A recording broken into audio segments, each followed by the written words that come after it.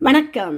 தமிழாளி தொலைக்காட்சி செய்திகள் வாசிப்பவர் கமலா ஜெகதீஸ்வரன். முதலில் தலைப்புச் செய்திகள். இலங்கையில் மக்கள் மத்தியில் அதிகரிக்கும் ஆபத்து, வழங்கப்பட்டுள்ள அறிவுறுத்தல். செஞ்சோலை படுகொலையின் 20வது ஆண்டு நினைவேந்தல். கட்நாயக்காவில் ரூபா 52 லட்சம் மதிப்புள்ள சிகரெட் பொதியுடன் சிக்கிய பெண். சர்வதேச அளவில் ஸ்ரீலங்கா விமான சேவைக்கு தடை விதிக்கப்படும் அபாயம். கரூர் அரச பணி மதுரை கிளை உத்தரவுக்கு இடைக்கால தடை.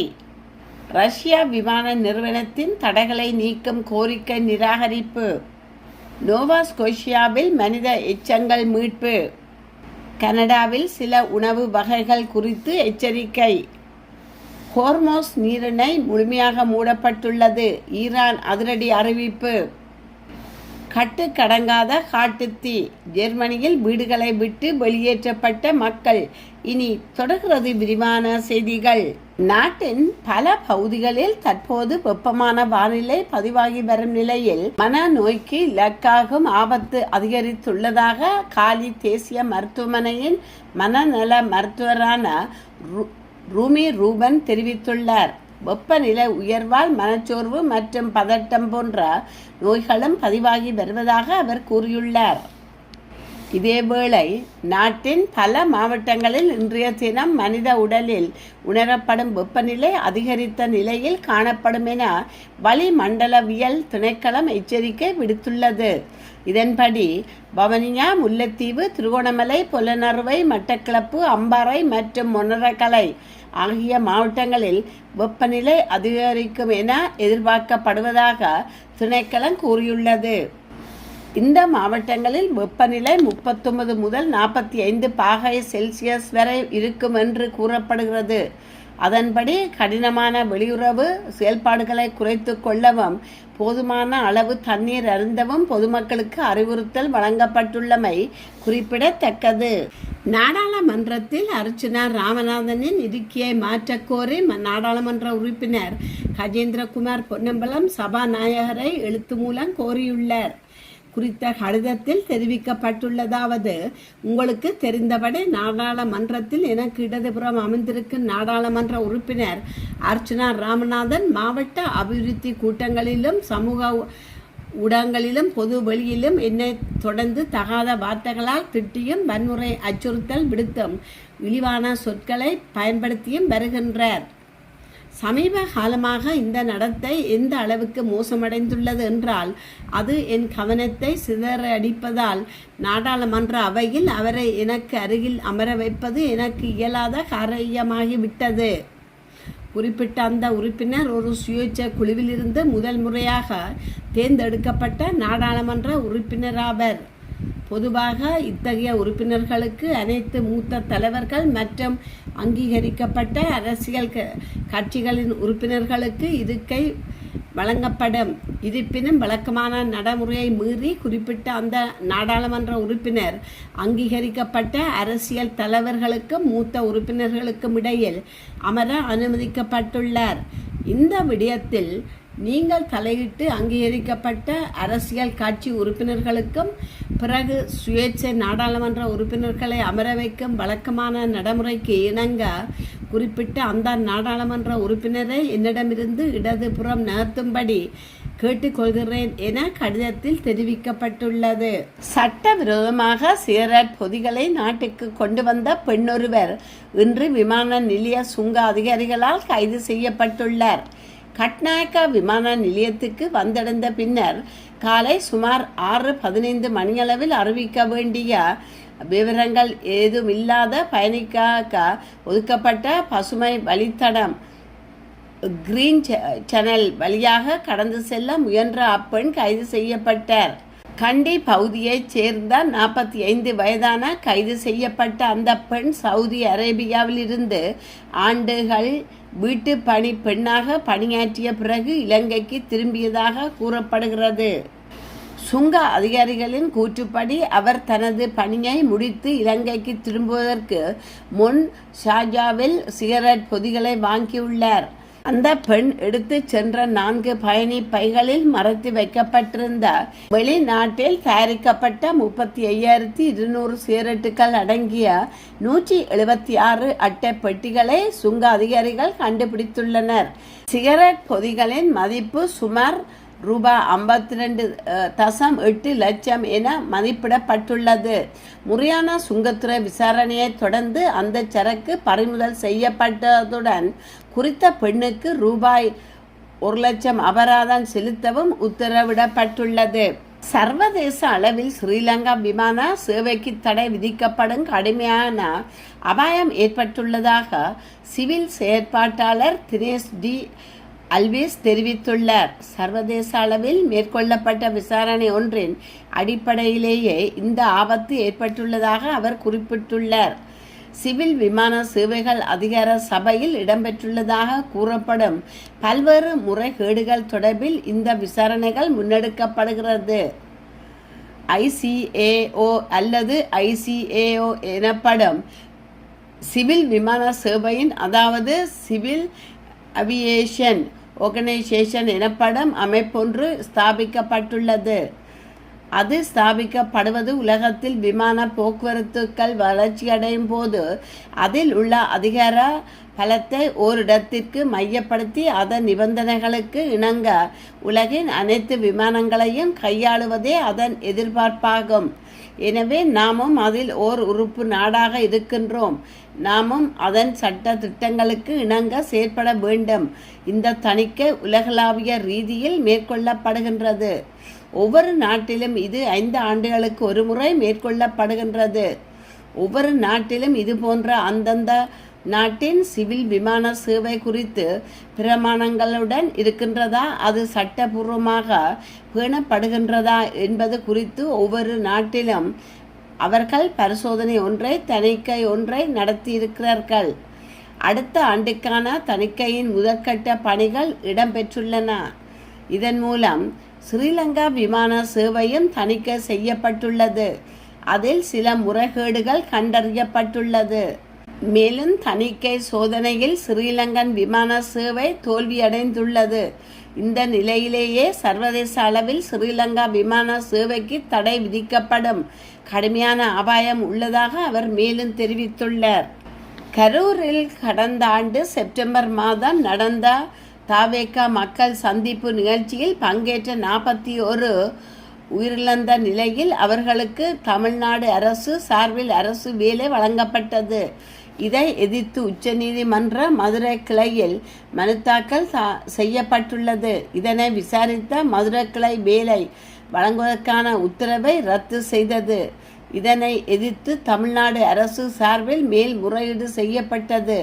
இன்றைய தினம் விசாரணைக்கு வந்த நிலையில் மதுரை கிளையினுடைய உத்தரவிற்கு இடைக்கால தடை விதித்து நீதிபதிகள் உத்தரவிட்டனர்.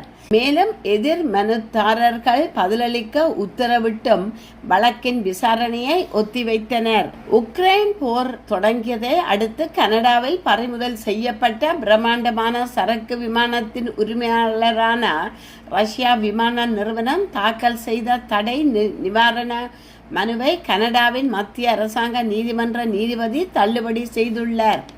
ரஷ்யாவின் மிக பெரிய சரக்கு விமானமான வோல்கா டினெப்டர் ஏர்லைன்ஸ் நிறுவனம் மற்றும் அதன் முன்னாள் தலைவர் மீது விதிக்கப்பட்டுள்ள தடைகளை தொடர்வதற்கான கனடிய கூட்டாட்சி அரசின் முடிவை எதிர்த்து நீதித்துறை மறு ஆய்வு மனு தாக்கல் செய்திருந்தது. 2018ஆம் ஆண்டு முதல் இராணுவ பொருட்களை ஏற்றிச் செல்வதை நிறுத்திவிட்டதாக கூறி 2023ஆம் ஆண்டில் கனடாவில் தடை பட்டியலில் இருந்து தங்கள் பெயரை நீக்குமாறு அந்த நிறுவனம் விண்ணப்பித்திருந்தது. எனினும் அந்த கோரிக்கை நிராகரிக்கப்பட்டது. ரஷ்ய அரசாங்கத்தின் ஒப்பந்தங்கள் மற்றும் மானியங்கள் மூலம் இந்த நிறுவனம் பலனடைந்துள்ளதாகவும் அதிபர் விளாடிமிர் புடினின் அரசு மீதான தடைகளை மீற உதவியதாகவும் கனடிய அரசு நீதிமன்றத்தில் சுட்டிக்காட்டியுள்ளது. கடந்த 2023ஆம் ஆண்டு டொரண்டோ பியர்சன் ஏர் சர்வதேச விமான நிலையத்தில் நிறுத்தப்பட்டிருந்த அந்த நிறுவனத்துக்கு சொந்தமான அண்டோனோவ் 124 ரக மிகப்பெரிய சரக்கு விமானத்தை கனடா பறிமுதல் செய்தது. அந்த விமானம் இதுவரை அங்கேயே நிறுத்தப்பட்டுள்ளது. இதற்கிடையில் சர்வதேச மத்தியஸ்த செயல்முறை மூலமாக அந்த சரக்கு விமானத்தின் கட்டுப்பாட்டை மீண்டும் பெற அந்த நிறுவனம் முயன்று வருகின்றமை குறிப்பிடத்தக்கது. கனடாவின் நோவா ஸ்கோஷியா மாகாணத்தில் உள்ள கோல்செஸ்டர் கவுண்டி பகுதியில் மனித எச்சங்கள் கண்டெடுக்கப்பட்ட சம்பவம் தொடர்பாக போலீசார் விசாரணைகளை மேற்கொண்டு வருகின்றனர்.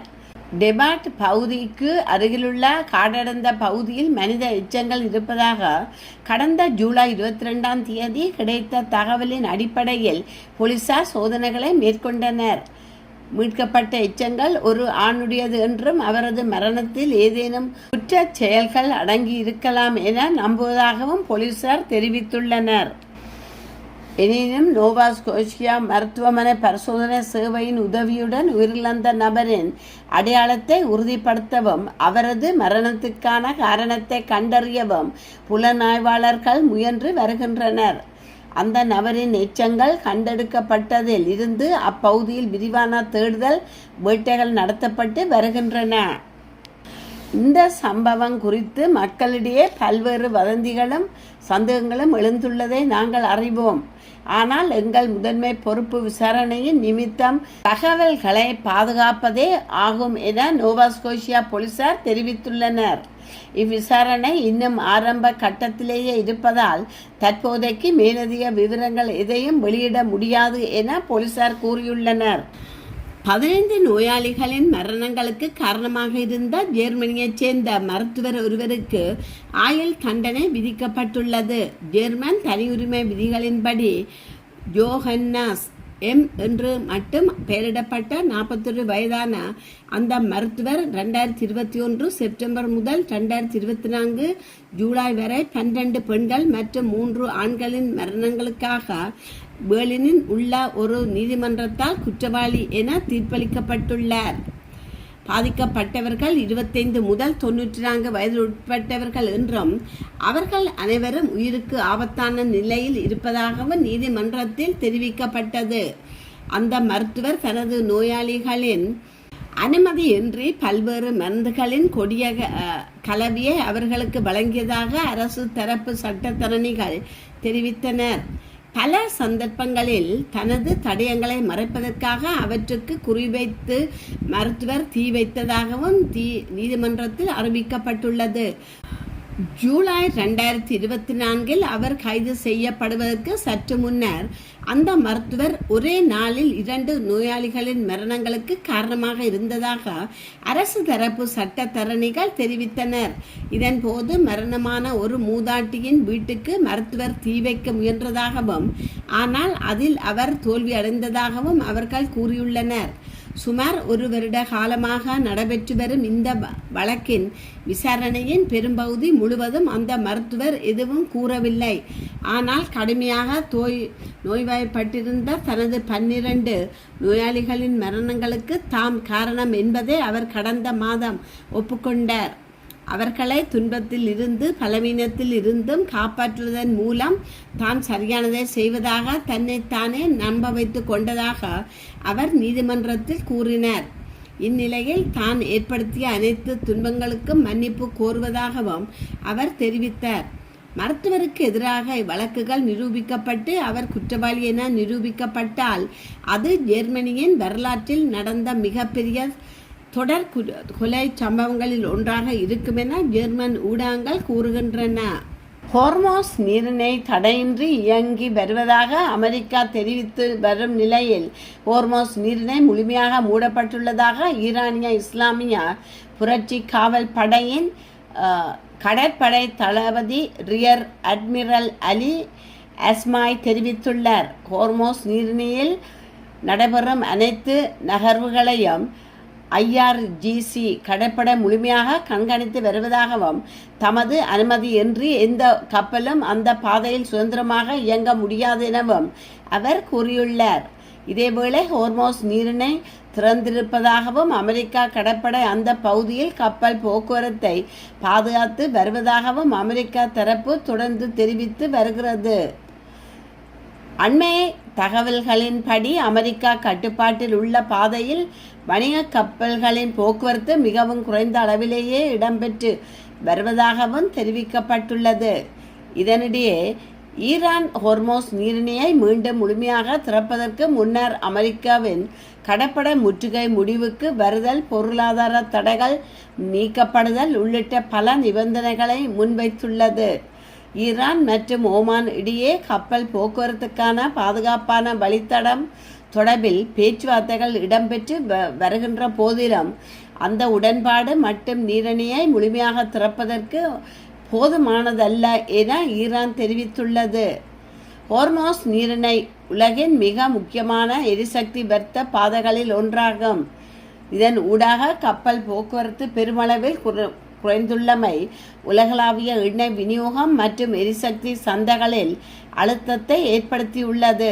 எனவே நீரிணை முழுமையாக மூடப்பட்டுள்ளது என்று ஈரானின் நிலைப்பாட்டுக்கும் நீரிணை திறந்துள்ளது என்ற அமெரிக்காவின் நிலைப்பாட்டுக்கும் இடையே தொடர்ந்து முரண்பாடு நிலவி வருகிறது. நடைமுறையில் நீரிணை வழியாக கப்பல்கள் செல்வது முற்றிலும் நிறுத்தப்படவில்லை என்றாலும் வழக்கமான அளவுடன் ஒப்பிடுகையில் போக்குவரத்து கடுமையாக குறைந்துள்ளமை குறிப்பிடத்தக்கது.